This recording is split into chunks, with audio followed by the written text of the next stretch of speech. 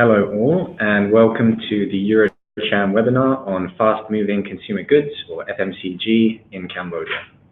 So this marks the fourth of our webinar series, where we tackle the most promising sectors of the Cambodian economy and highlight the opportunities available to investors in them today. My name is Tom Hesketh, and I'm the Business Services Manager at EuroCham Cambodia. The goal of my department is to assist companies explore and become established in the Cambodian market. And today, I'll be joined by our two FMCG experts, Chris McCarthy, the CEO of advertising, communication and media firm MangoTango, as well as the strategy director of MangoTango, Nancy Jaffe. So today's webinar will follow a three-part structure and it will last approximately 1 hour. So first I'll be providing an overview to Cambodia and its economy today.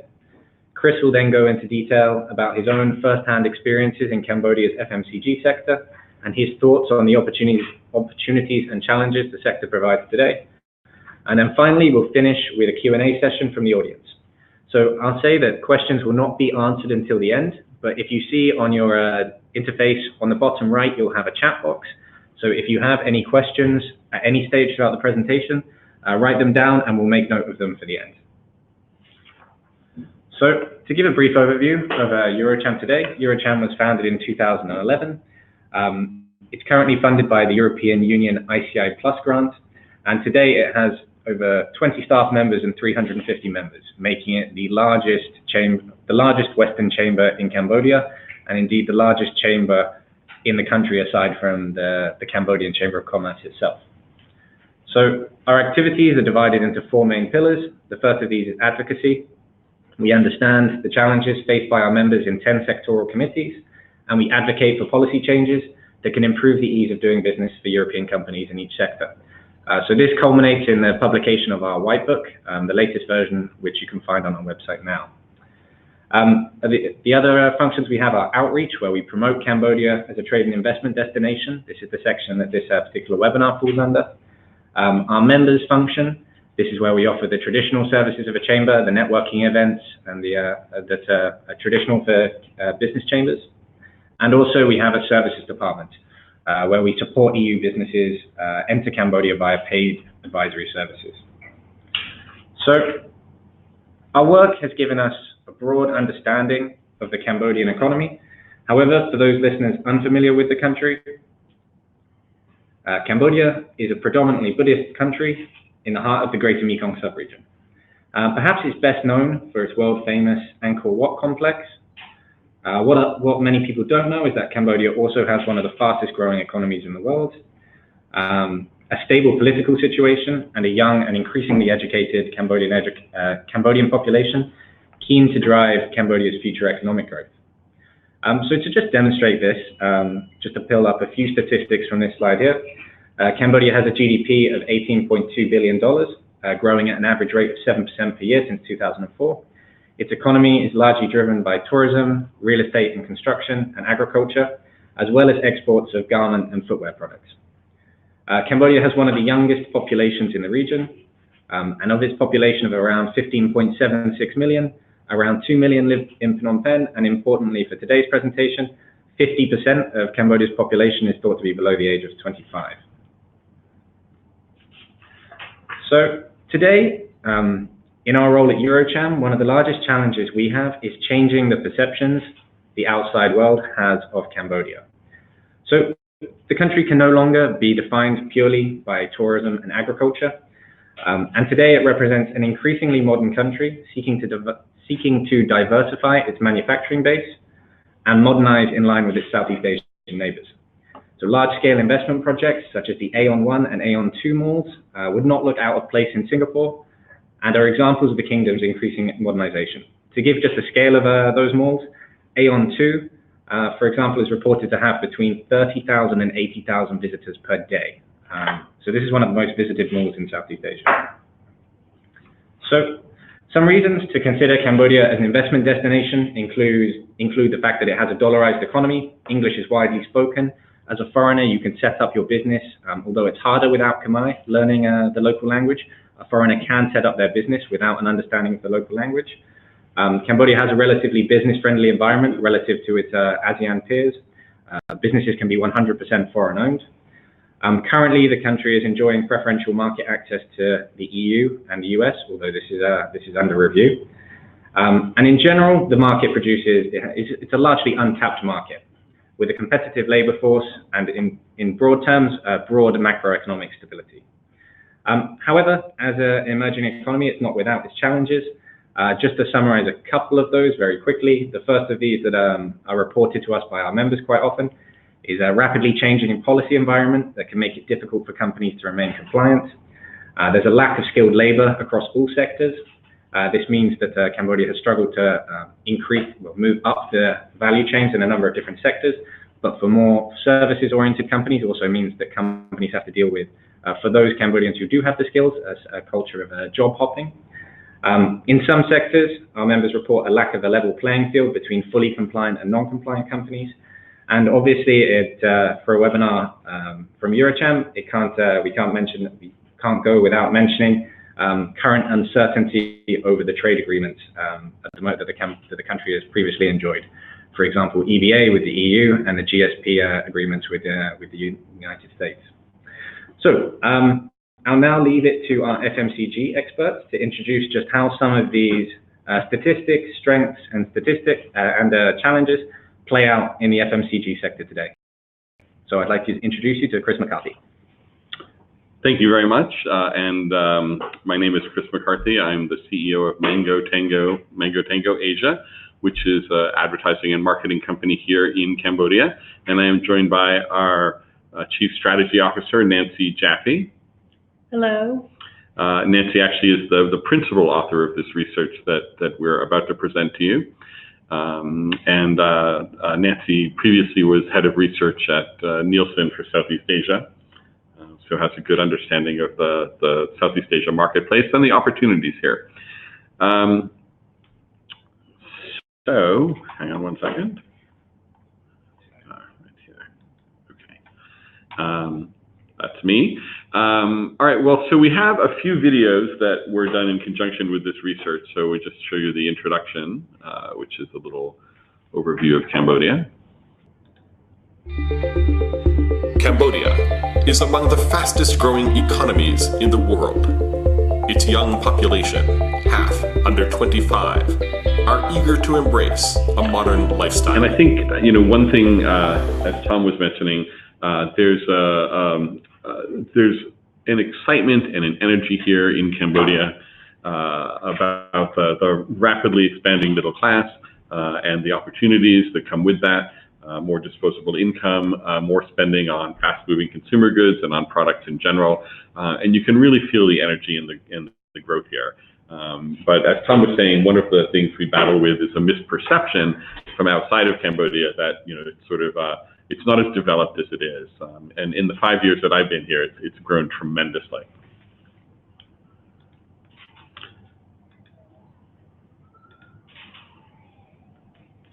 So it was mentioned earlier that we have new malls here. This is an exciting young group of people going into the mall, and there is a palpable excitement at malls that I have not encountered elsewhere, even in Asia, where people do love their malls, because the malls are new here, shopping is new here, opportunity to buy new things is so exciting.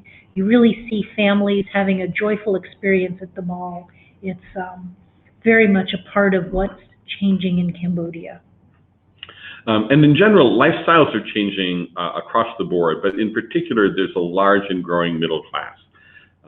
And as income levels rise, there's more and more discretionary income, and that is why it's a great opportunity for products and companies and brands to come into Cambodia right now and to establish themselves here. And for those of us who have grown up with brands and branded items in the Western world, it's hard to understand that people do not know brands. People lived in a world of unbranded products until quite recently. So there is such an interest in new brands and new kinds of products, because many of these new products were not previously available here. Brands are very important as signifiers of success, which again is something relatively new here in Cambodia, and international brands specifically represent success They guarantee quality, which is something people are concerned about. And they demonstrate that you're modern, you have an international lifestyle that's newly available here in Cambodia. So one of the interesting opportunities right now, following on what Nancy is saying, is that brands that enter the market now can build brand market share and loyalty in an environment where there are not that many other competitors. Now that's changing very quickly. And even from last year when most of this research was conducted, it's changed a lot. But there's still a tremendous opportunity for people to come in and establish themselves. Few brands are yet well established in Cambodia. And like most people in the world, once you establish brand loyalty, people tend to stick with a particular product. And we see opportunities at all levels, from luxury, which is a growing area, to mass market. And this is both from Cambodians, from the wealthy elite who are quite wealthy and showing off as best they can, to the growing middle class. And even in rural provinces, the quality of life improves every year. Expats are a significant market here, both Asian and Western expats, and tourism, as was mentioned, is very important. So what makes a brand successful in Cambodia? Successful brands educate the market and create demands for their product. Many products and brands are new to Cambodians, and Cambodians are not familiar with the benefits of those products. And in somewhat of a unique situation in the world, typically people learn about brands and the brands they use from their parents or from their family, particularly from their parents. But in Cambodia, because it was largely unbranded until recently, it's turned on its head and it works the other way around. Young people actually are finding the products and services that they like to use, and they're the ones who are educating their parents and families about those products. So it's a very kind of interesting, unique situation here in that respect. Yeah. Now, to be successful in Cambodia, some European brands who have a strong reputation at home believe all they have to do is show up. Typically, that is not the case. It's very important to educate the market, to make people aware of your product and your brand. Fortunately, marketing is relatively inexpensive in Cambodia. Television is very powerful here. Everybody watches a lot of television. Endorsements by local celebrities are also very powerful. People love their local idols, as they call them, and seeing a local idol using an international product is very powerful, very persuasive.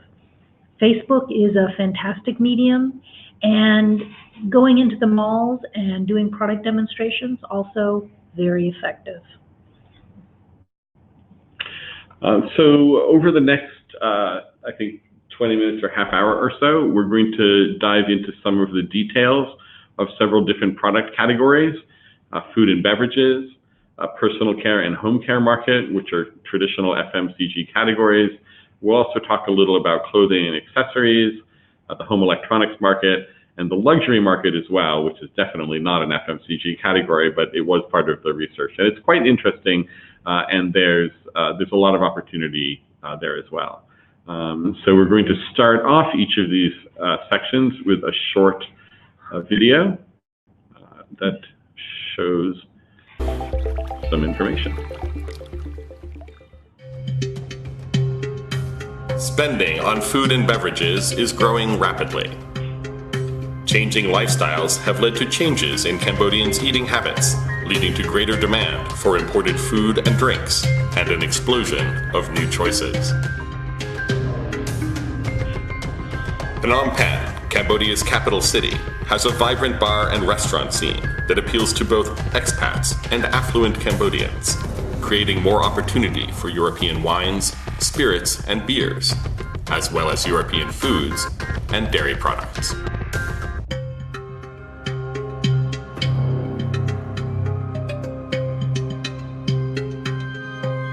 European wines and spirits have become a luxury product important in the display of an affluent lifestyle.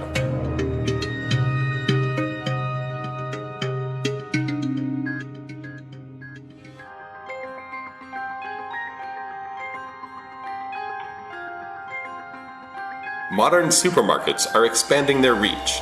Cambodians find shopping in a supermarket to be an exciting adventure where they learn about new products to enhance their changing lifestyle.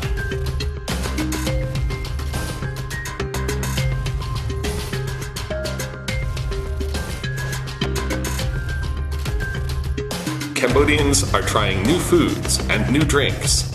Brands that establish themselves in Cambodia now have the opportunity to build market share and brand loyalty. Now is the time to come to Cambodia.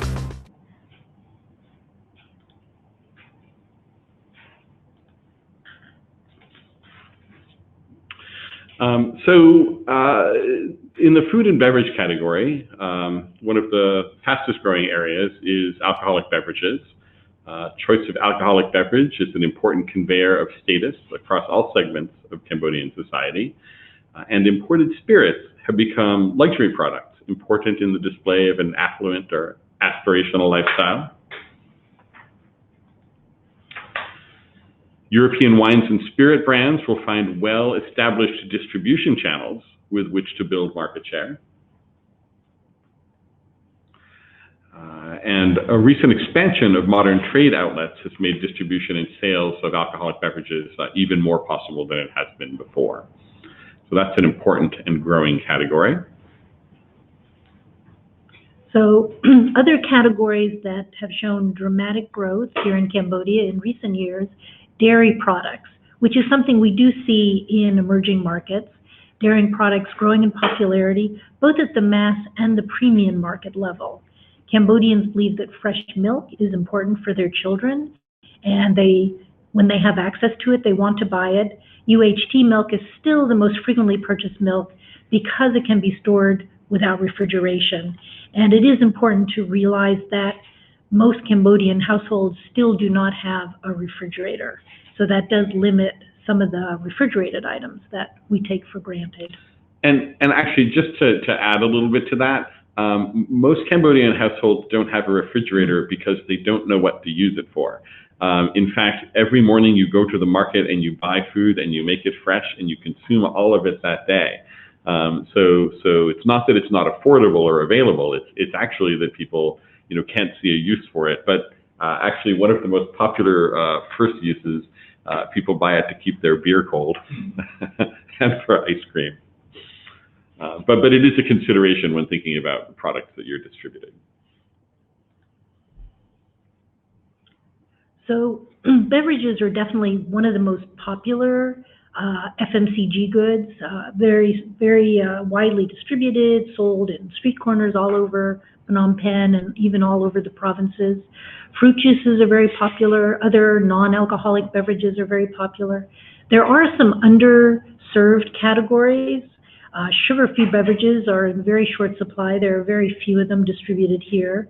International tea brands are very limited, and sports beverages are very limited, despite the fact that energy drinks are quite popular and quite widely drunk. So energy drinks would likely do very well if they were healthier. And adding to that, there's been, just in the last year alone, a tremendous uptick in healthy lifestyles and gyms and sports facilities. So that actually might be a trend that is worth spotting. Yeah. In general, Western foods have entered the local diet, especially in urban areas, and there are certain foods that have become quite popular, such as pizza, spaghetti, steak, burgers, ice cream, donuts. Coffee is hugely popular, but at this point, very few Cambodians are actually preparing these kinds of foods at home. They're typically going out for them, but we do expect that as more young people want to reproduce some of the foods they like to eat when they're out at home, these foods will become more popular for home consumption as well. So one of our interns was very proudly talking about how she had learned to make spaghetti because her brother taught her. But of course, she knew how to make noodles. I just thought that was kind of funny. So other changes, candy is a very popular treat for children among all income levels and becoming more and more popular. Ice cream is popular. And actually, international brands of ice cream are competing with local handmade products as well. Yeah, and anything aimed at the children's market. We have a very happy, growing population of young families here in Cambodia, and people do love to indulge their children. So we see that in the food categories. We see that in other categories as well. So some of the big opportunities that we found in our research, underserved categories include the dairy products that Nancy mentioned, nutritional food, especially for babies and children, convenience foods, and I think the grab-and-go sector is going to grow tremendously. Convenience food, packaged baked goods, gluten-free products, gift tins, especially of cookies, and there is a strong desire for European gift tins. They're considered a nice present to give. Quality chocolate aimed at adults, international candies and chewing gum, oatmeal, spray cooking oil, and energy bars, I think all represent opportunities for growth here. So next up, let's look at the beauty and grooming market.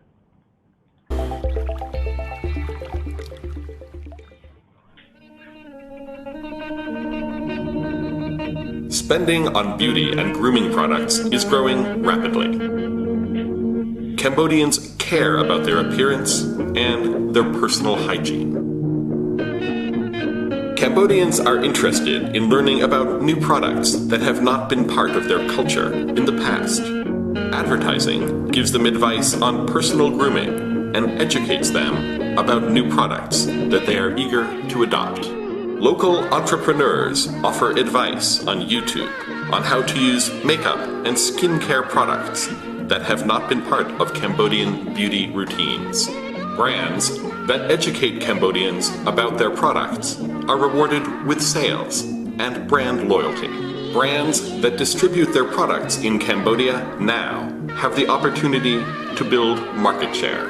Cambodians are discovering new beauty and grooming products, and brands that enter the market now can shape local preferences for years to come. Now is the time to come to Cambodia.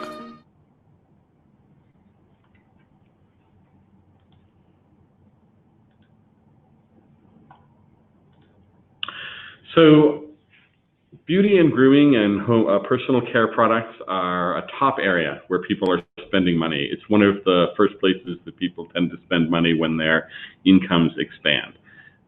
So they're upgrading their lifestyles through the health and beauty type products. Increasing presence of modern supermarkets, malls, and Western style boutiques is providing distribution opportunities for brands that are looking to enter the market. Yeah. So this is an area where we're definitely seeing growth, and really at every level, from high-end to mass market products. So underserved categories that are still growing: hair care products, shaving products, because shaving hasn't been something that Asian men have felt the need for, let alone the women, but that's changing. Baby products are very important, and those people will absolutely spend money on. Breathe Right strips and battery toothbrushes, things from the West that are just coming into circulation here that we see widely used in other Asian markets. There's still opportunity here for those. That's true, and that's a good point. A lot of these underserved categories are very popular in the neighboring markets and have not yet grown so large in Cambodia, but we can see the beginning of the trends for these, so that's why we call them to your attention. And I will underline again, anything aimed at children is going to be a big hit. Another place that people spend money when they have disposable income, when they start to have it, is on their children. So any product aimed at young people, it's a good opportunity. So next up is the home care market. And those are things like cleaning products, laundry detergent, soap. The Cambodians are obviously learning about and incorporating these products into their lives. One opportunity is that Cambodians, like I think everyone around the world, are very concerned about chemicals. And so there are opportunities to introduce home care goods with a health message or with an organic or environmentally friendly message. It is in fact difficult to find hypoallergenic or unscented products in the market. The home care goods are a bit of a mystery still to many Cambodians. They're often not well displayed in the local markets. And since, for the most part, the labels are not in Khmer, they're not really sure what the products are or how they're supposed to use them. So these lack of labels in Khmer is really a challenge. And for those brands that do make the effort to be available more locally and to educate locals, there is a real opportunity to stand out. That actually is a really good point to underline.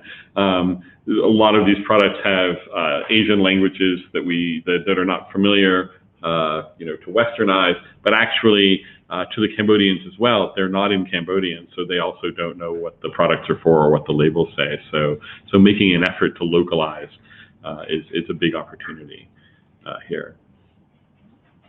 So here's an example of a dishwashing liquid that does provide Khmer language. And we also do see that unscented, chemical-free products labeled in Khmer are products that the locals gravitate towards and are interested in trying. And another thing just to remember, 10 years ago, and then this happens a lot in emerging markets, people typically just use soap or laundry soap for all of their cleaning needs.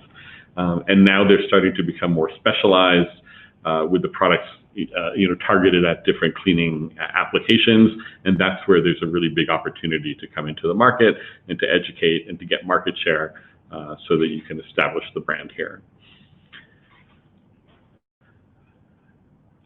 So next up, let's talk about a little bit about the fashion market.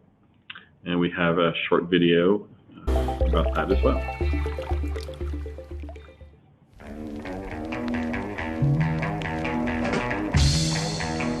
The retail scene in Cambodia is changing rapidly as new malls and new retail outlets open up and more international brands enter the market.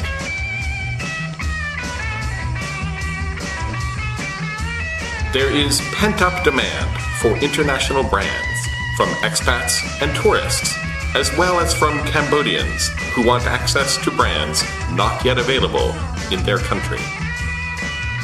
Cambodians pride themselves on creating their personal style, shopping at malls, at markets, and going to local designers and tailors to get unique clothing.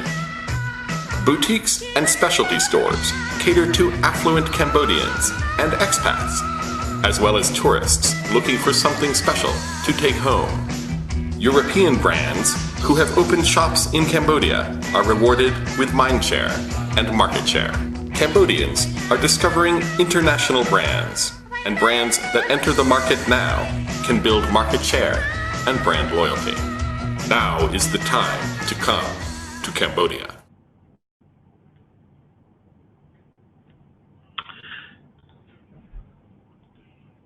So fashion and apparel is a large and rapidly growing space. There has been, despite the fact that Cambodia actually produces a tremendous amount of garments and apparel for the world, almost all of it is exported.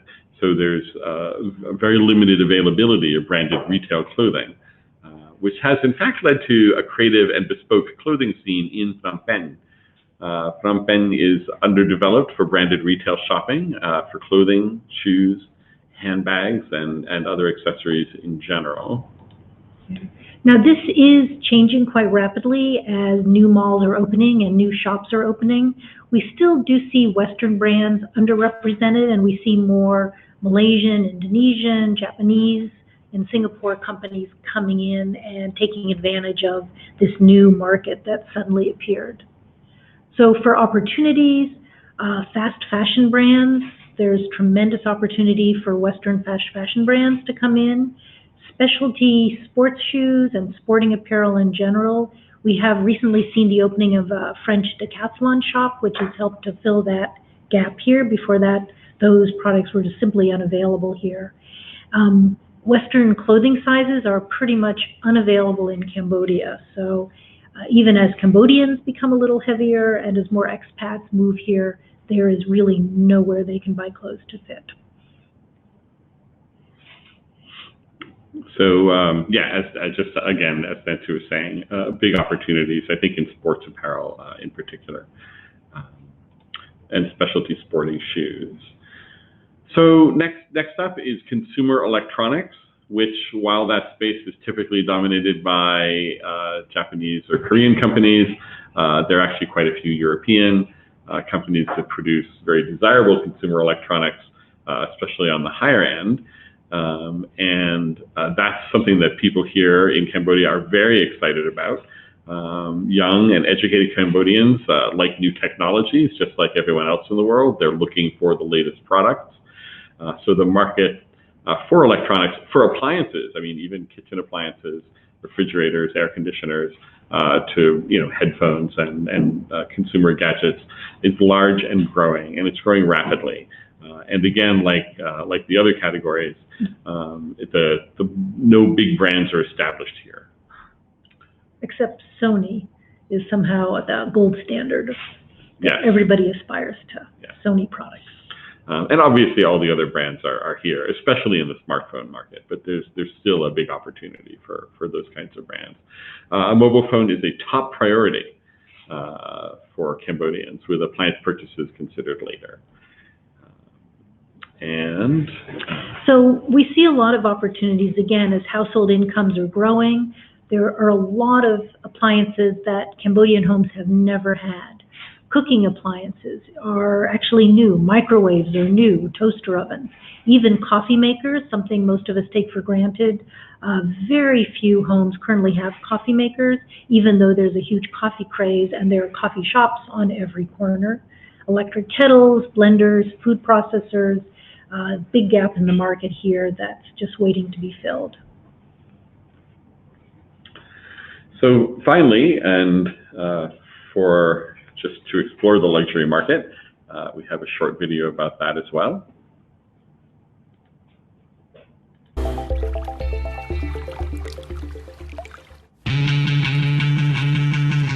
Lifestyle preferences are developing as newly wealthy Cambodians learn which luxury brands confer which status, which self-identity, which sense of belonging.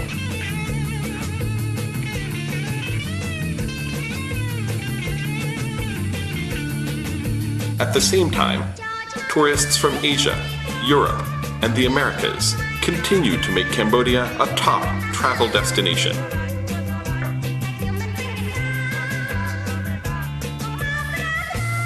Its ancient temples, blue water beaches, and vibrant culture, a basis for unforgettable, authentic experiences. After a day of touring, and before heading back to deluxe hotels, wealthy travelers are ready to visit the new duty-free shops and numerous luxury boutiques.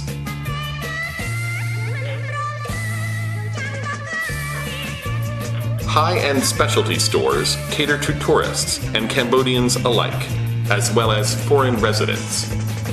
Luxury automobiles, themselves an important indicator in a status-conscious society, are growing in number and sales.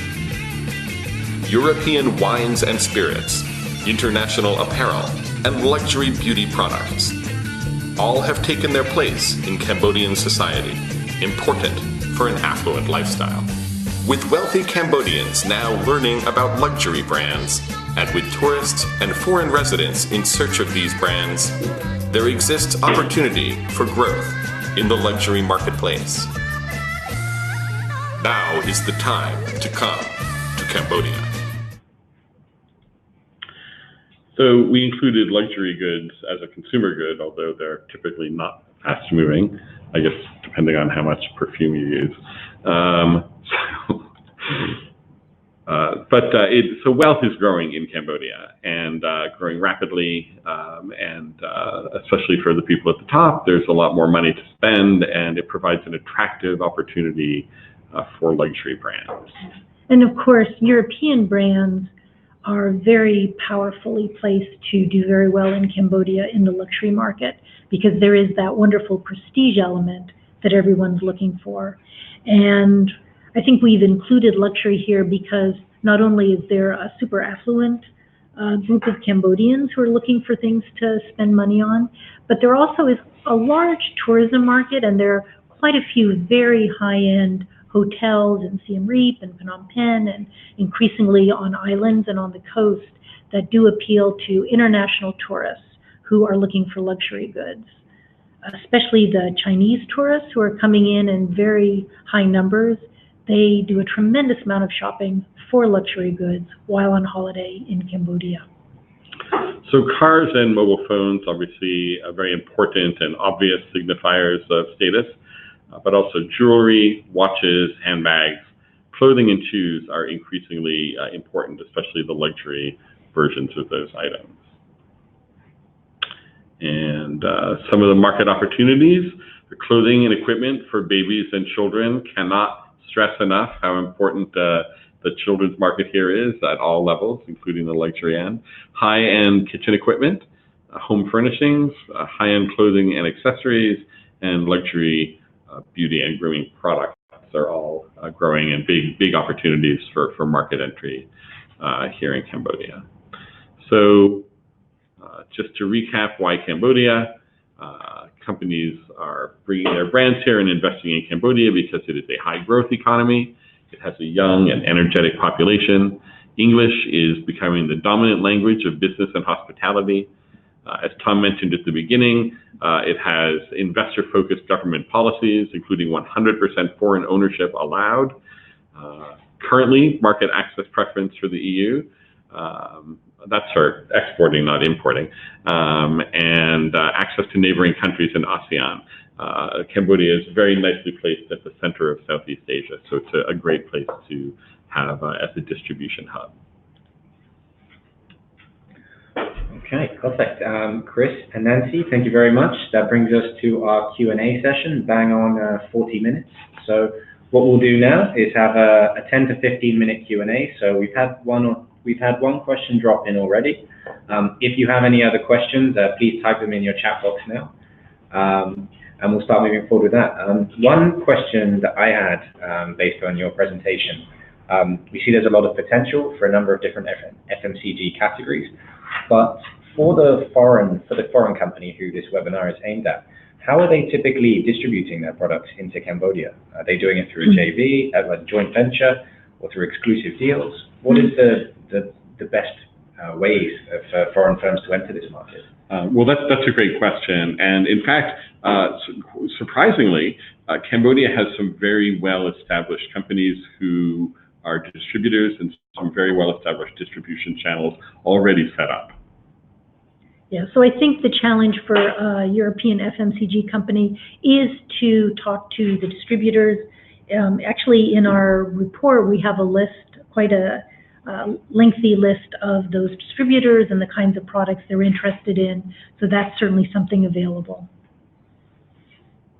Yeah, so that report was done for EuroCham last year. So I think EuroCham has a list of distributors and can connect you to potential partners.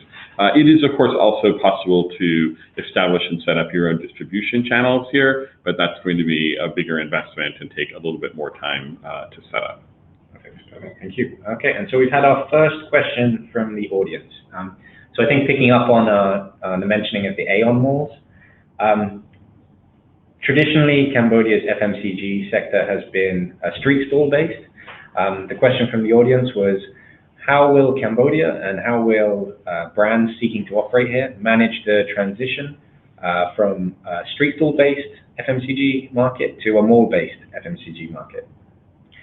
That is a great question. I think we're seeing different brands being distributed in the malls than what's available in the local markets where people have traditionally shopped. So we are seeing a higher quality of goods, and whether it's supermarket, people have now come to understand that there is an advantage to shopping in a supermarket where it's air conditioned, there are no flies and no dirt. So they're kind of gravitating to that, away from the traditional market, to clothing where there's the guarantee of quality and style if you go to a name brand store. And just a different kind of excitement about shopping and buying those name brands. Okay. So, I mean, one of the things I want to, so building on that, I've walked around Aeon 1 mall and Aeon 2 and some of the other malls, and I know that they get vast numbers of visitors, so 30,000 to 80,000 visitors per day. But when I walk around the mall, I see the Western brands, the more exclusive, but I suppose the more higher end brands, but I don't see many people shopping in them. I see people go to Aeon Mall for the food court, but not necessarily to shop in those luxury brands. I mean, is it worth?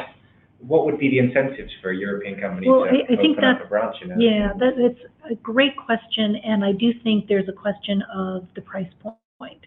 When you go into the malls, you see, for example, the Singapore shoe stores, packed. There's a Malaysian shoe store, packed. You do see some higher-end shops with very expensive clothes, not so packed. Whether they can make the numbers work, I don't know, but definitely a lower price point is going to attract a larger target audience. Yeah, and just to build on what Nancy's saying there, when the malls first opened a few years ago, the mix of stores in them was a little bit more on the luxury high end. They have started to switch out the tenants, and now there's some more sort of mid-range tenants, as Nancy said, shops from Singapore, Thailand, and Malaysia. I mean, chain stores from those countries with a middle price point, and those are the shops that are working. That's where you see a lot of people shopping. So it may just be a sort of getting the right fit. And shops that have something unique to bring to the market. The Decathlon in Aeon Mall 2 seems to be doing very well, as far as I can tell, just from the volume of shoppers in there buying things that were not available before they showed up. Okay. And so, building on that, a key point of both of our presentations was the fact that Cambodia has a young population. So we just had another question from the audience of how do you build brand loyalty in a market where the major consumers are very young and they're keen to try new things all the time? Are there, based on the research, were there any techniques, or what is the best way to build brand loyalty for that younger age group? What's very interesting here, because they don't have a strong history of brands, all brands are new and all brands are exciting. And we did find for a lot of products, once they discovered a brand and made that leap to buy it, they actually often were very loyal. To be honest, we're seeing some of the Korean beauty products really taking advantage of that. They'll get somebody in, they'll start buying the Korean beauty products, and they can become very loyal customers, bring their friends, because they've crossed a boundary that they'd never tried it before, they'd never tried that product. The products are often labeled in Korean, so once it's explained to them what it is and how to use it, they have this unique knowledge that makes them want to be loyal. We do say that even with footwear, like some people are very Adidas loyal. So I think it is quite possible to build loyalty. And that's typically the age at which people start to identify with certain brands and certain attributes, that confer an identity or a group belonging, because that's how that works. So they may be trying a lot of different things, but they'll probably end up, finding one thing and sticking with it. Okay. So it is possible to build brand loyalty with a young market then. Yeah. That's the time to do it. Yeah.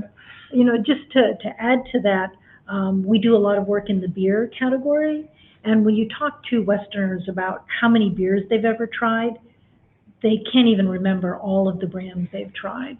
Most Cambodians, whether young or older, maybe have half a dozen that they've ever tried in their life. They are really surprisingly brand loyal, more than we see in the West. Okay, interesting. Okay, so again, just from that, we just have one more question coming from the audience. I know you mentioned, Chris, that some of the trends we're seeing in Cambodia were similar to those seen in Thailand in the past and Malaysia previous to that. So one of our questions was, are there any unique characteristics of the Cambodian market at the moment? Or would you say it's just very similar to the Thai market, just a few years behind? Well, one of the big differences, which we mentioned earlier, is that it's actually young people who are driving the adoption of brands and then introducing those brands to their parents and to older people, because the older population wasn't exposed to that and there weren't brands available. So that's one thing that's really kind of quirky and unique about the Cambodian market. Yeah, to be honest, we see in some ways Cambodia will become less unique as they become more international, as they become more globalized. when we talk to our staff, they talk about the influence of Thailand in so many ways across the culture. Like the street food here has become more Thai. The food in general has become more Thai influenced. The looks that people aspire to are from Thailand, but also Japan and, very importantly, Korea. But we do see Cambodians probably be becoming less unique in some ways over the next 5-10 years. Okay. Actually, that's a good point. Korea and Thailand are places where a lot of trends start to come into Cambodia to the young people.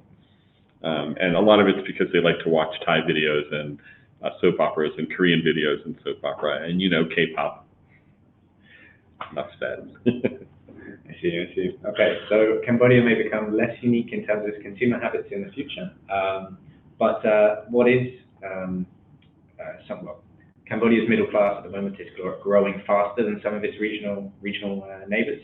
And one of the questions we've had as well, building on the last one, was are there any specific, or what are the catalysts for the growth of the middle class in Cambodia?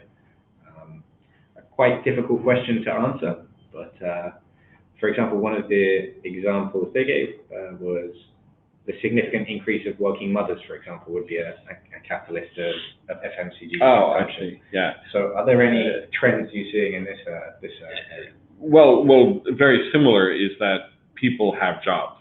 And, 5 or 10 years ago, certainly 10, and less so 5 years ago, there wasn't as much employment.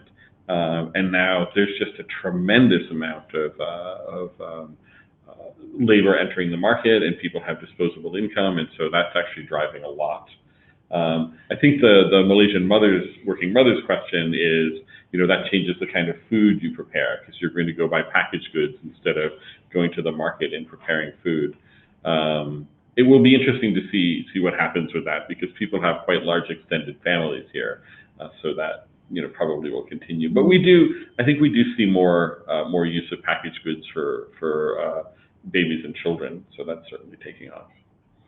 Yeah, and the question of women in the workforce is interesting. It absolutely is growing here. Women are, in some ways, seem very empowered. They often run the household budget, but there's still limitations. Most of them still do end up at home not working, although that is changing. And education has traditionally been much stronger for men than women, but again, we do see that changing. Women are catching up. Literacy rates are catching up, and there's been a lot of push to give women more opportunity, which we do believe is having an impact. Okay. So a few of the trends there. We have I think we have a few more questions coming in. We'll have 5 more minutes of questions. One of the ones that was very difficult. I saw this one and decided initially to skip over it, but if you feel you can tackle it, Chris and Nancy, what is the size of the market for FMCG products in dollars? A very tricky question to answer. Can I answer by saying it's getting bigger? I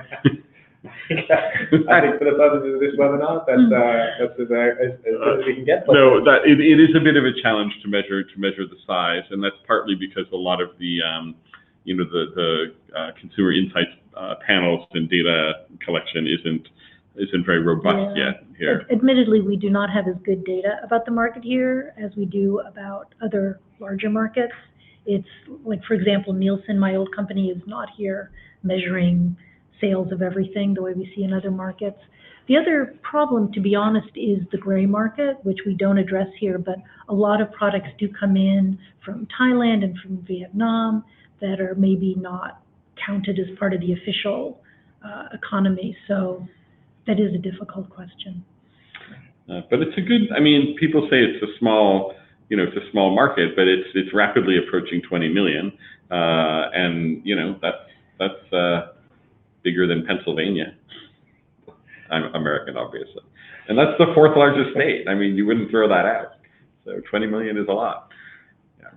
And nothing to throw away. Coming from my previous experience was in Laos, so coming from a Lao PDR 6 million market to Cambodia's nearly 20 million, it has come across sometimes as a bright lights big city, even though I know for many it's considered a much smaller market.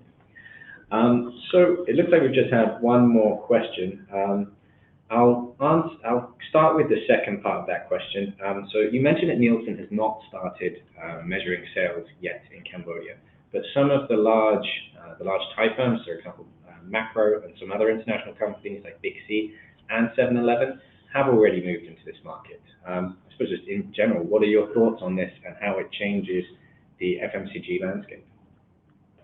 Well, it's transformative.